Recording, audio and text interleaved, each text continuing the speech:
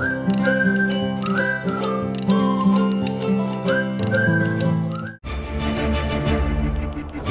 last millennium has seen a world shaped by waves of change at a blistering pace. But there is one nation which, perhaps more than any other, has been witness to 1,000 years of explosive drama, all concealed behind an iron curtain of intrigue and mystery. Russia. Russia has always had to invent history to legitimate itself when the real story was not palatable. So what is the real truth behind mighty Mother Russia and her hidden past? It's a story that takes us from its earliest leaders to its most notorious. Stalin proves that, let's face it, the 20th century was the perfect century for dictators. And on to its leader today. Vladimir Putin is a man with a mission. His goal has been to make Russia great again.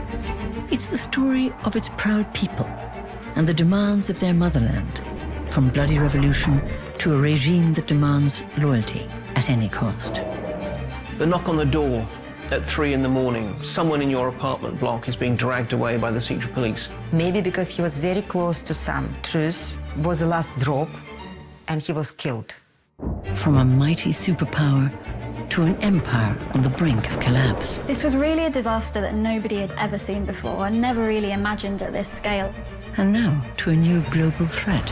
Despite all the obstacles that have been posed over the years, Russia still is such an enormous player on the world stage. There's such a wealth of opinions on what Russia is, what it should be. The real victims in this game, in this drama, are Russians. It's a melting pot of every single political system you could think of. This is the epic story of one of the biggest and most extraordinary countries on the planet.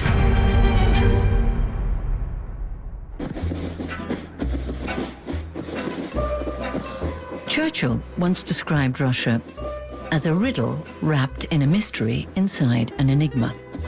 And so it remains today.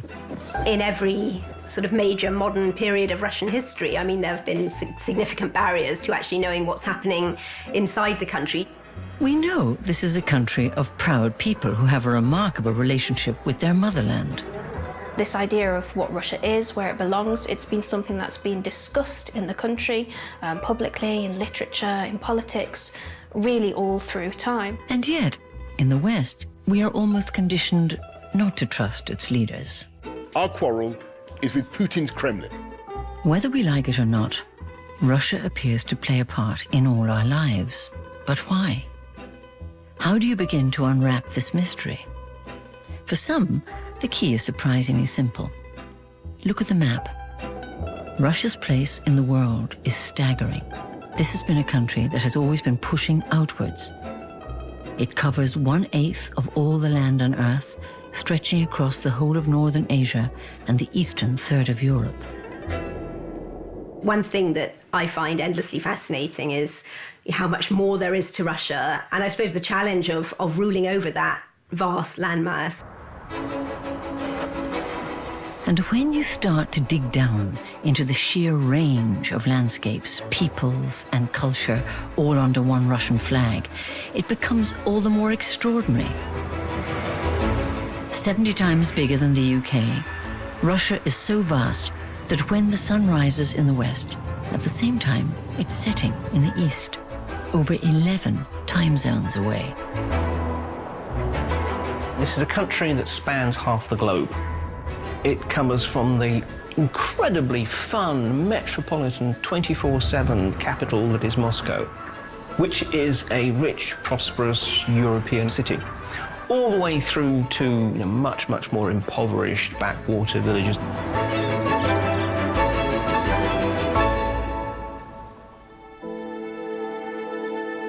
Over the last 1,000 years, much of Russia's vast wilderness has remained unchanged. Even back to the moment that Russia was little more than a loose confederation of tribes, ruled over by her patron saint, the Grand Prince Vladimir.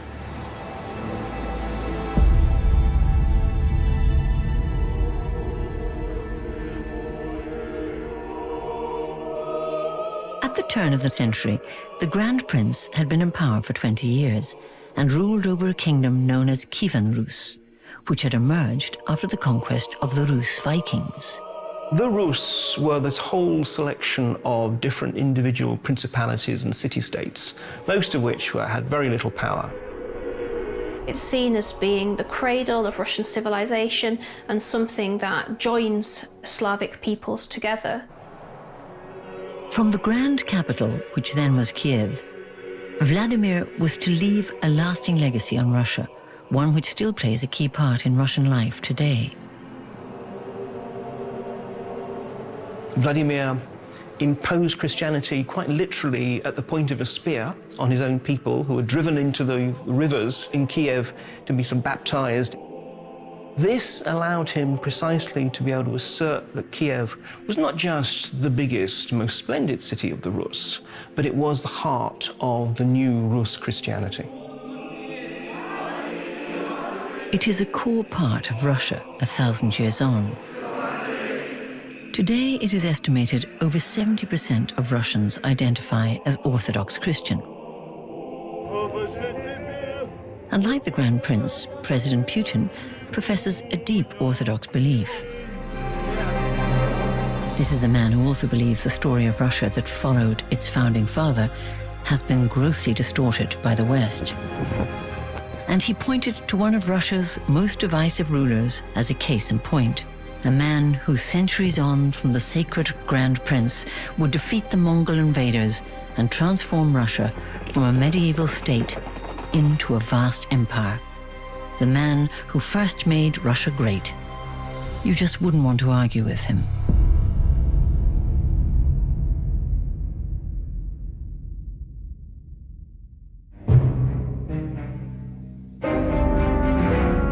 There is a very strong myth within Russia itself that what they need is a strong hand. There are many leaders of Russia and the Soviet Union who would qualify as such. And none more so than Ivan IV, or Ivan the Terrible, who was to become the first Tsar of Russia, and he certainly earned his name. The degree of ruthlessness with which Ivan dealt with any perceived threat to himself was actually quite phenomenal. This is a period in which you have enemies being dealt with, whether they're being impaled in the center of Moscow or sewn into the skin of a bear and have the Tsar's hunting dogs unleashed upon them. He regards brutality as being one of the central attributes of being a strong ruler. The Tsar was important. He was master of everything. Everybody else could be easily punished by him. Even when he was 15, he had his kennelmen take one of the great boyars who had been a particular power in the land and beat him to death. This is a guy who, even at 15, was beginning to realize the power that came with his title. Ivan the Terrible's reputation in Russia is a good symptom of the distinctive way in which Russians see strong leaders who terrorize them.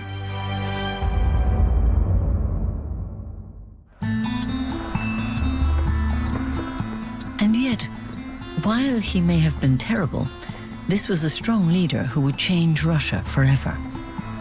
This is the man who established the first real standing army and then used it to fight off previous aggressors to the south, the Khanate of Kazan, for example. This is the man who started the inexorable eastward sweep of Russian expansion across Siberia. This is also the period in which actually, for a while, Ivan creates a whole kingdom within a kingdom. Under Ivan's tyrannical rule, Russia established itself as a vast empire, and at its very epicenter was Moscow. I mean, Ivan is recognized as the monarch who established Muscovy, Moscow, the symbolism of we are here to stay, and this is a fortress, and people often talk about Russia as a fortress. Ivan created a capital built around power, around a leader and around fear. This was an autocracy under an iron fist, and in doing so, he was to begin a tsardom, which would grip Russia for centuries to come and steer her towards an explosive entrance onto the world stage.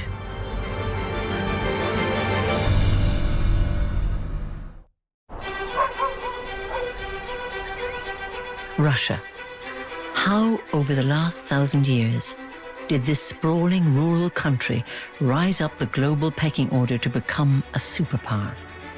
It's an epic tale that would see the Russian people dominated by a roll call of some of history's most notorious rulers, but perhaps none more so than her almighty Tsars. A dynasty of 18 Romanovs would take to the Russian throne over 300 years, and each would leave their mark. But three in particular, Peter the Great, Catherine the Great, and Nicholas II, would leave legacies so seismic that they still define the people and the great cities of Russia today.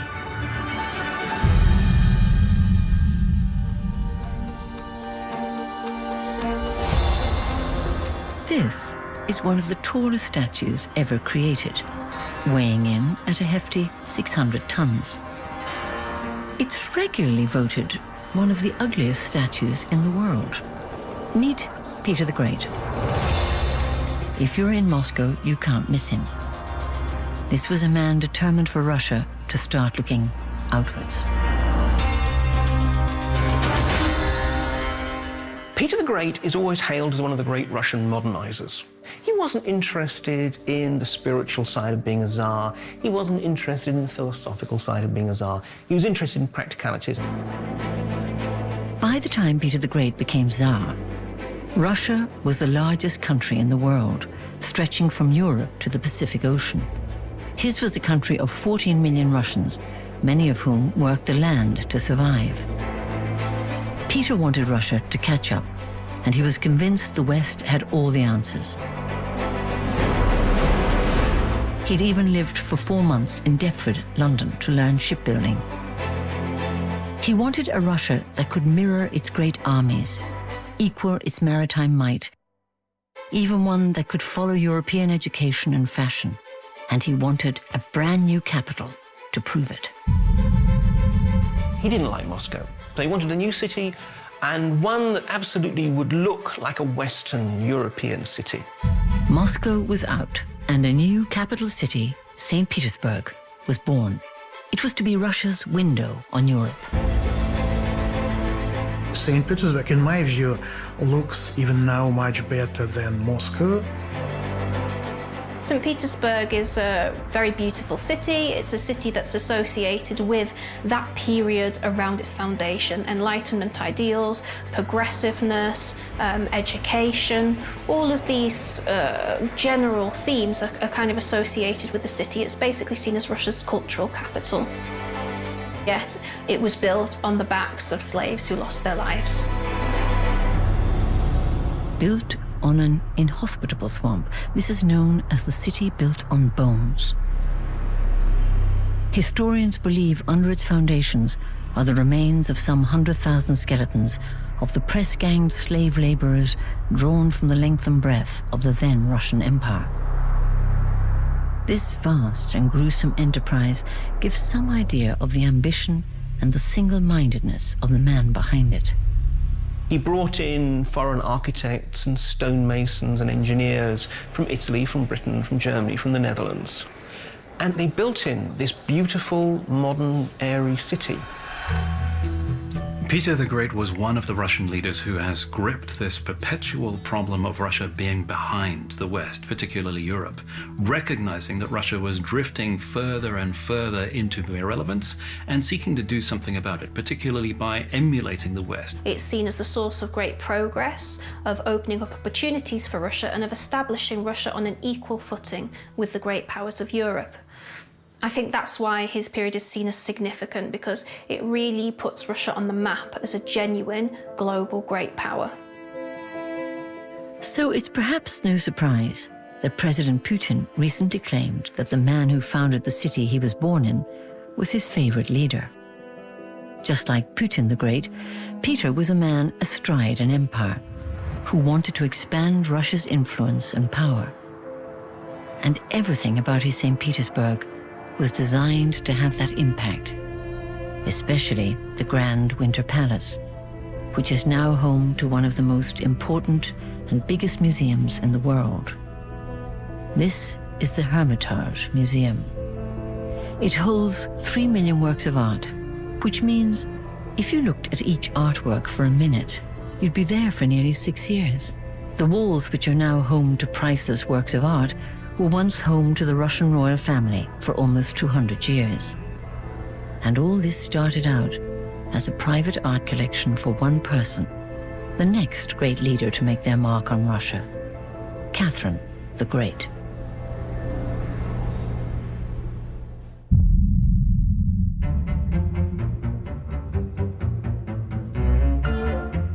Whilst Putin may encourage comparisons with Peter, many think that Catherine the Great would be nearer the mark.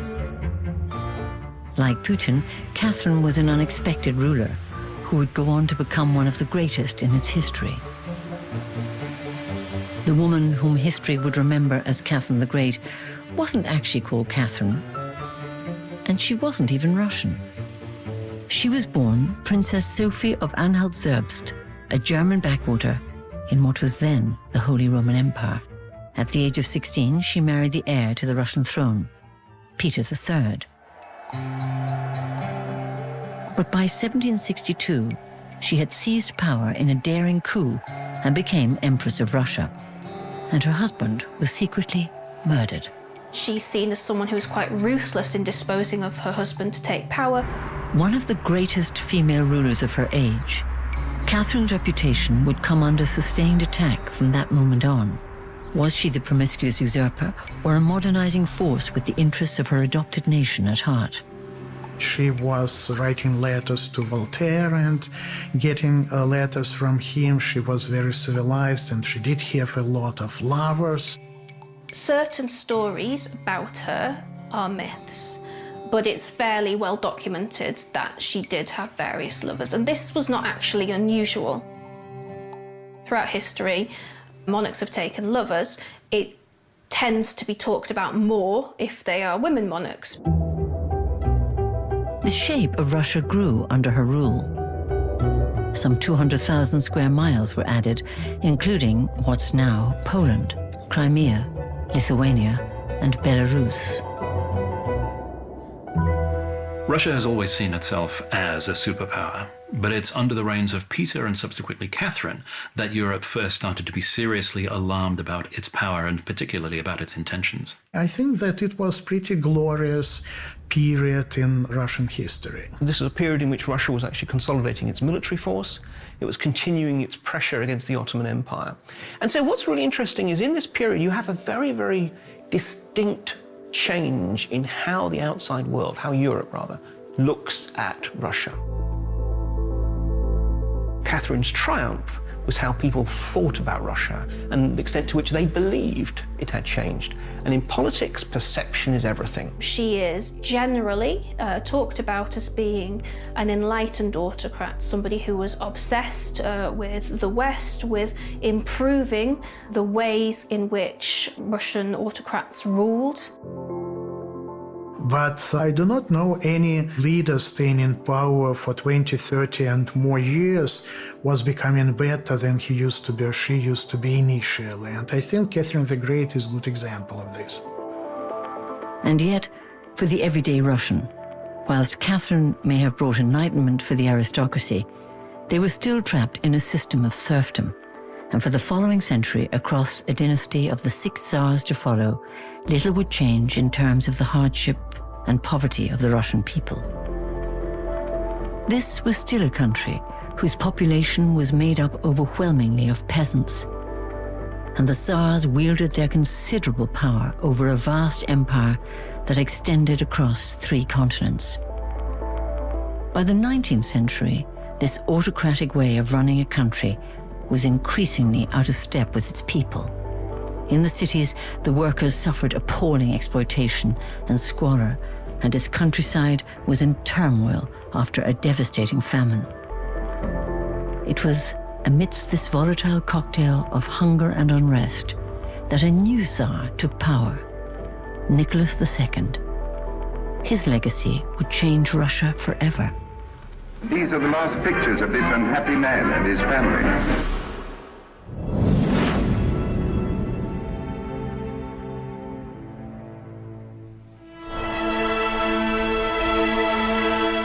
This is the Alexander Palace.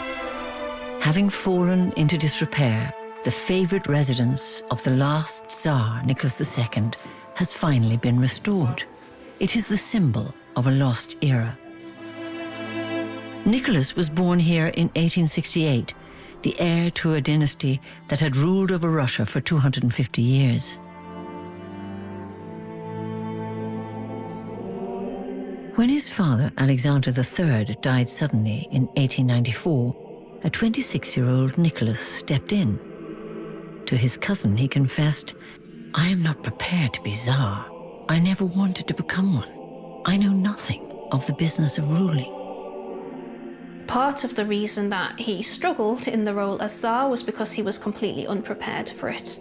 And I think this is really reflected in the way he essentially kind of continued without any real attempts to engage with the social trends that were emerging in that country until it was really far too late. With Nicholas II, they have arguably one of the least fitted individuals to be leading Russia at a time of extraordinary turmoil.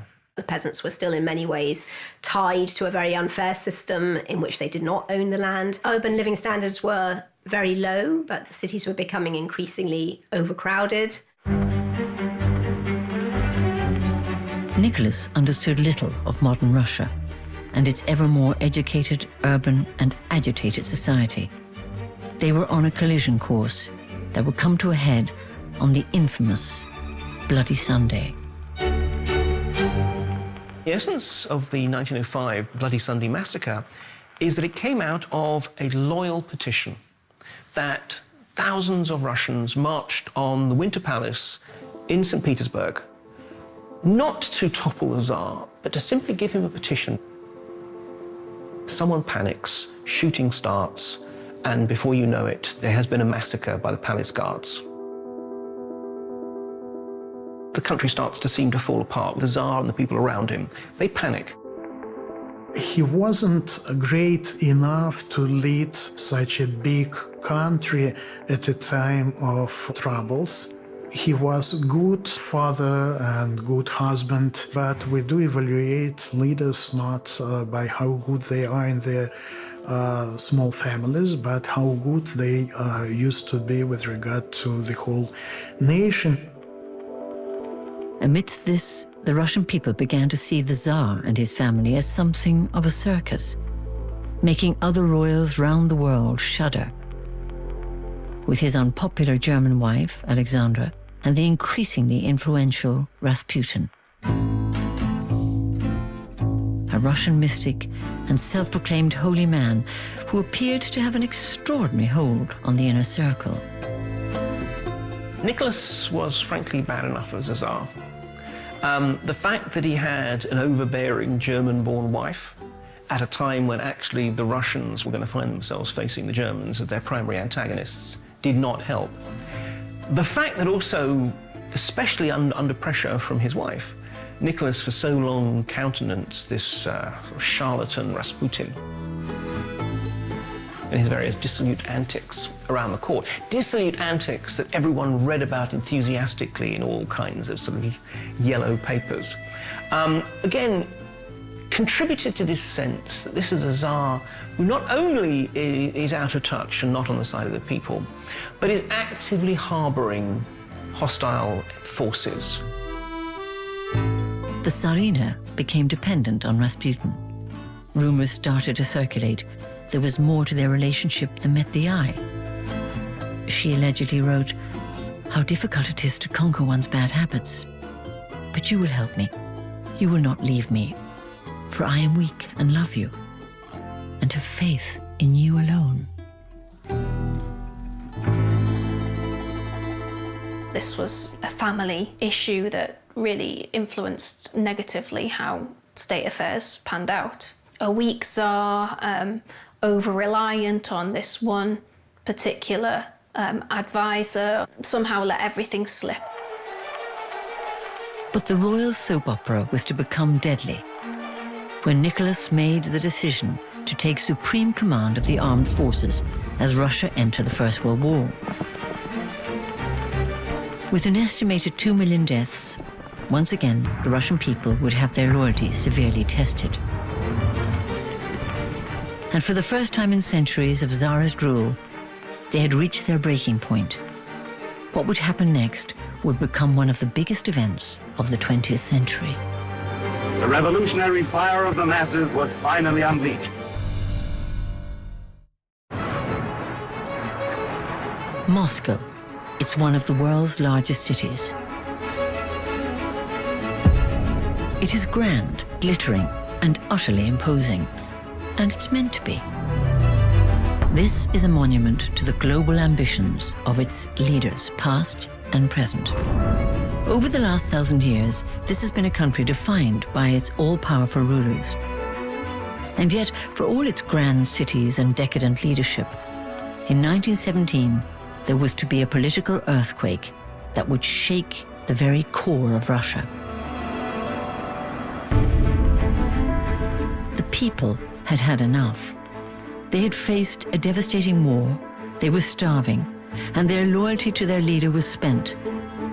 Into this power vacuum stepped a man who would trigger one of the biggest political upheavals of the 20th century. But what would be the human cost of a revolution? And what does it really mean to the Russia of today?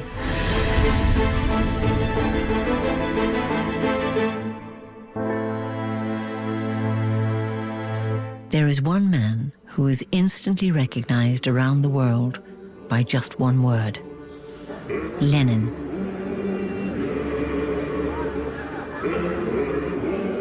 Lenin himself, Vladimir Ilyich Ulyanov, who took that revolutionary codename Lenin, was an extraordinary figure. Today, if you want to meet Lenin, his embalmed body awaits in a mausoleum at the heart of Red Square. But be prepared to queue. Many people go to pay their respects, not just to the man, but to the ideals he still represents.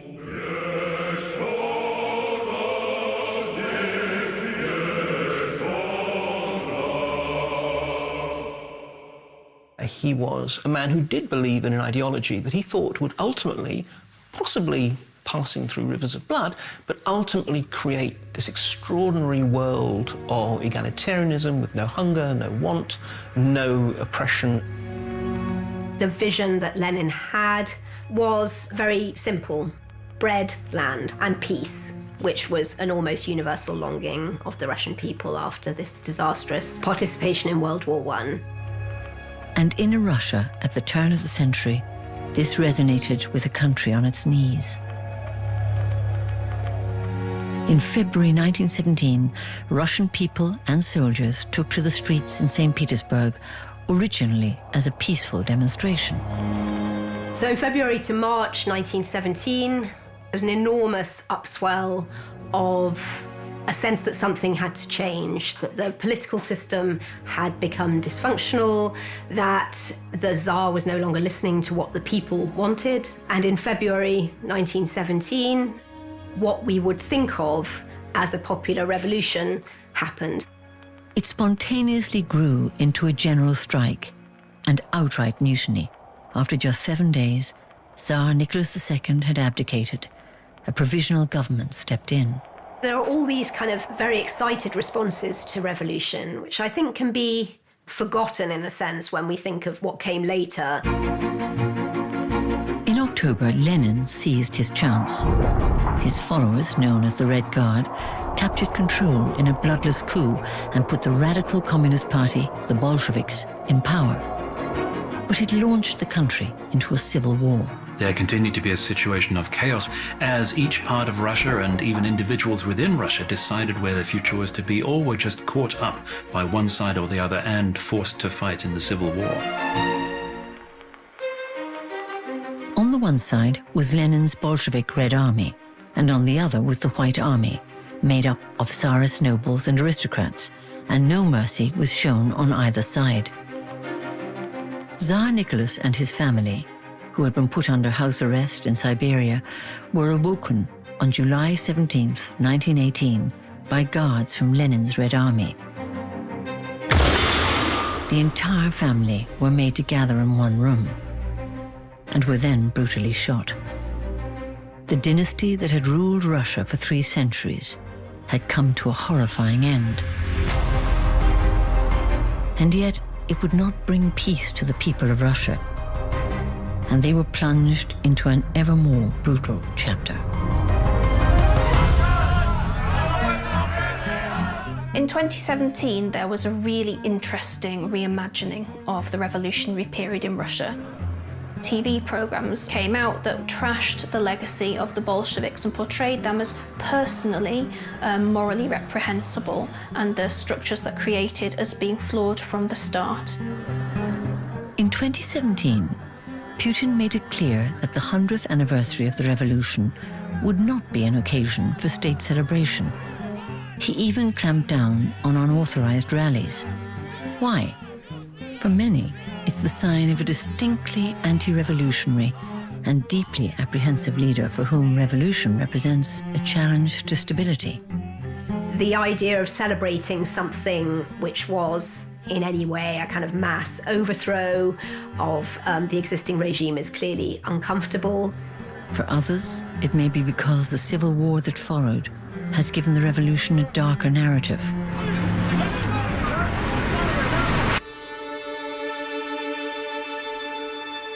The war devastated the country, causing an estimated 14 million deaths. But after 4 long years, it was finally over. Civil wars rarely end neatly, but pretty much by 1922, the fighting had finished. On the one hand, the Bolsheviks wanted to essentially now move into a nation-building mode. And on the other hand, they wanted to mark their victory. We've won, and we're building a new state, not just a new state, but a new kind of state. And that new state was created when a treaty between Russia, Ukraine, Belarus, and the Transcaucasus formed the Union of Soviet Republics. Lenin's vision for a new communist state had arrived. The Soviet Union was born. But would it be the egalitarian paradise Lenin had once promised? The truth was that having demolished the oppressive autocracy of the Tsars, an equally brutal leadership now took their place. The communist leadership could start experimenting with different means of actually making that state function, but very swiftly defaulting to terror and repression as once again the only way to govern a country like Russia. Lenin ordered an all-powerful security service into being, called the Cheka, paving the way for what would become the notorious KGB.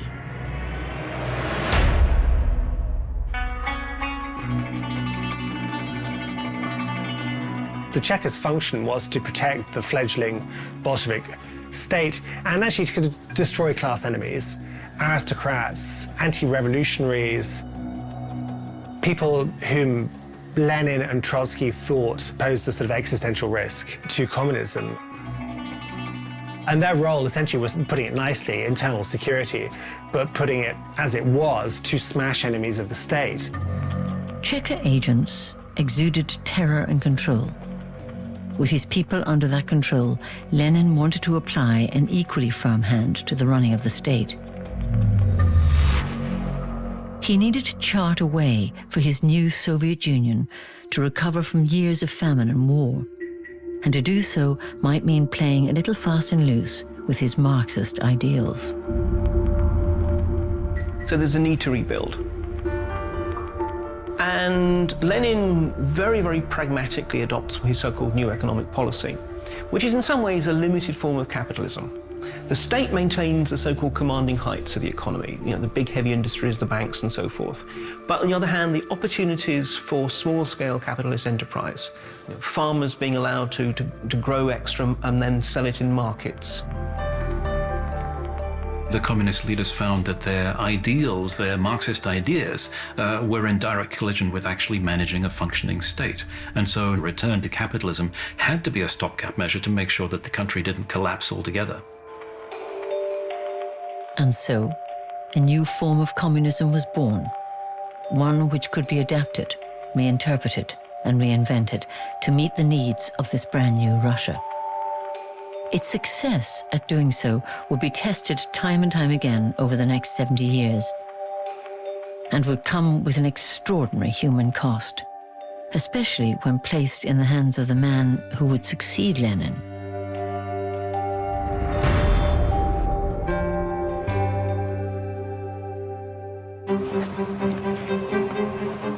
fair to say that Russia today has a somewhat mixed relationship with one of its most notorious leaders, Joseph Stalin. And yet, his rehabilitation has gathered pace with a record 70% of Russians in a recent poll approving of his role in Russian history. So who was he?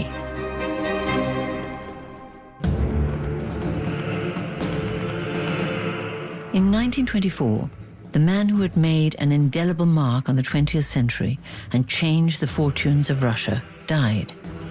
Lenin was gone, and whilst a host of loyal Bolsheviks jostled to take his place, a lesser-known party member was about to surprise them all: Joseph Stalin. No one beforehand thought it could be conceivable that Stalin would become leader of the Soviet Union. Lenin himself had advised against Stalin being his successor, but Stalin did become his successor, and this was largely on the basis of taking out opponents. He could basically ally with one against the other and then ally the other way, play them all off very effectively until there was just one man standing.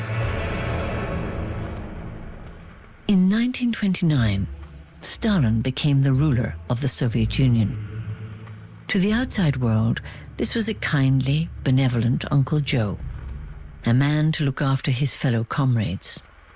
Then shift to this very radical vision of a great leap forward or a great break away from the new economic policy and towards industrialization, collectivization, class war. Russia was in for a shock. Stalin proves that, let's face it, the 20th century was the perfect century for dictators. The principle of terror, the Red Terror, so-called, of the Civil War, had begun under Lenin, and that there was no difference between Lenin and Stalin when it came to the principle of repressing your enemies in very large numbers. So the Cheka evolved. Its mission stayed the same, which was to smash enemies of the revolution. Under Stalin, the Cheka became known as the NKVD. It was the NKVD who carried out massive repressions in which millions and millions of people were murdered and killed. This was an era of the knock on the door at 3 a.m. Someone in your apartment block is being dragged away by the secret police. Everyone just kind of keeps their head down because it could be you next time. The NKVD was so ruthless that this era became known as the Great Terror. For ordinary Russians across the country, life under Stalin was one ruled by fear. You couldn't even trust your own family. There was the legend of Pavel Morozov, who was a child who actually informed on his own parents to the secret police. Why? Because they had been hoarding food to feed him at a time of famine. And this is a sense, I think, of the paranoia that became part and parcel of everyone's lives in the 1930s. Nighttime arrests, large-scale deportations. Obviously, none of this is reported in the press. What we have is a rhetoric of wreckers, enemies of the people. This was a grievous, terrible period in Soviet history where the secret police were themselves, ironically enough, often consumed, that they would be carrying out these executions, arresting people, often by quota, and then would themselves be shot. Others farmed out to gulags where very many people perished or died constructing canals in the frozen north. An estimated 18 million people are thought to have been imprisoned in work camps known as the Gulag.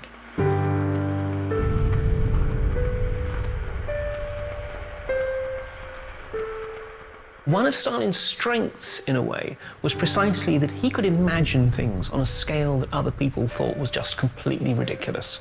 The thought of building labor camps wherein you can have millions of people being sort of imprisoned and being worked, sometimes to death. Repressing individuals, deporting them to Siberia, murdering them more or less at whim is a constant throughout Russian history. It's just under Stalin it was elevated to an all-pervasive system which affected everybody in the country more or less indiscriminately. People thought, no, surely it can't be that extreme. If anything, it was more extreme than it was thought. There are almost no monuments to those who were killed in Stalin's concentration camps, although it's a very important part of Soviet history, but this is a kind of hidden part of the history.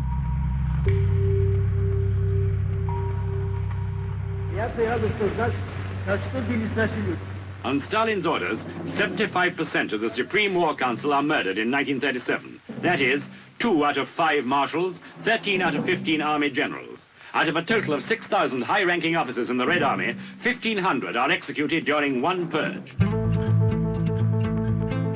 So how and why, in Russia, has Stalin's image been gradually rehabilitated from bloody dictator to an efficient leader? Many have pointed towards a day that has grown into a major celebration of patriotism under the presidency of Vladimir Putin. Victory Day.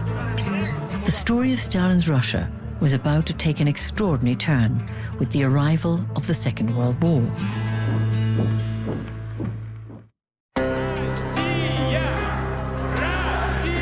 Russia, a country that has never been shy to rewrite its own history,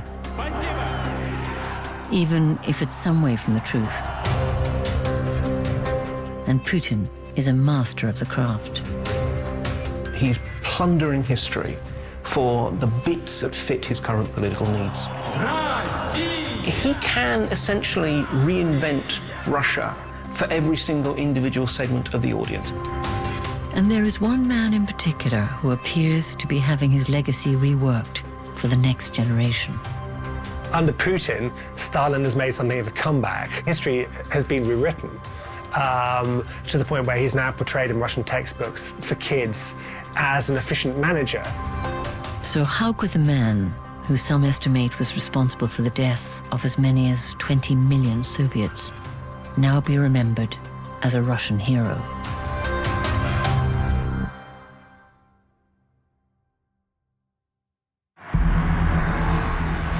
In 1939, perhaps 2 of the greatest villains of modern history, Stalin and Hitler, had initially entered a pact. The Soviets would help Germany in return for Poland. But Stalin was double-crossed. Within 2 years, Hitler scrapped the pact, and the Soviets found themselves facing the Nazi war machine.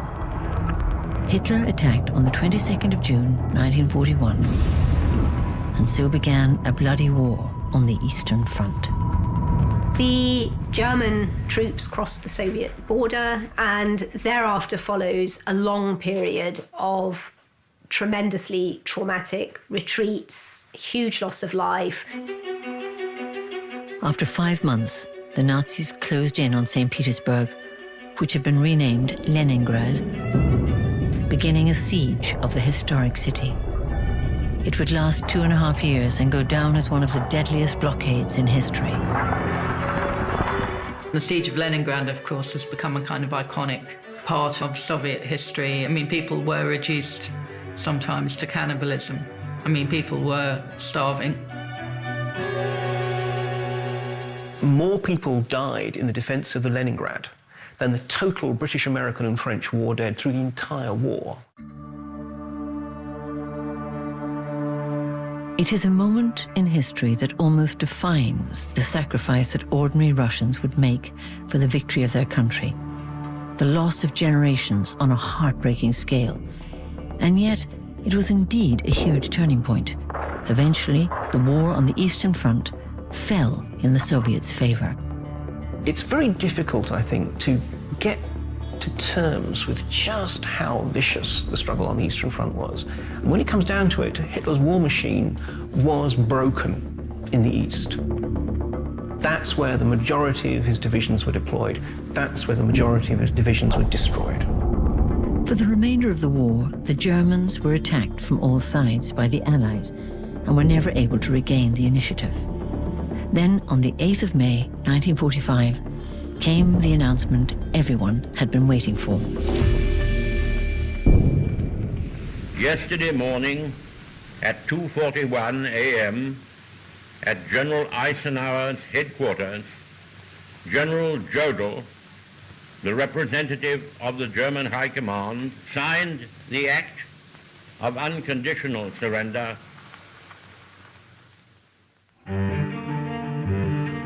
The war had been won at a huge cost to the Soviet Union. An estimated 26 million Soviet citizens lost their lives.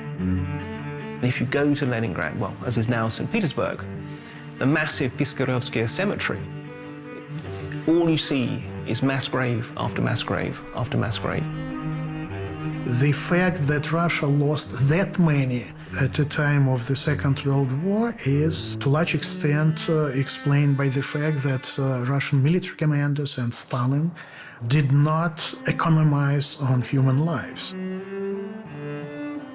In my case, I've not seen both my grandparents, and it's not my unique family story, it's almost everywhere. But despite this extraordinary cost, without the Soviet Union, the Second World War would have ended very differently. The Allies emerged victorious and more powerful than ever before. The Soviet Union bought global freedom with Soviet soldiers' blood, almost that the world owes that victory to the ultimate sacrifice that Soviet soldiers, that the Soviet people as a whole were willing to make. Which is why, even in the height of a pandemic, Putin decided that commemorating this moment in history with his Victory Day parade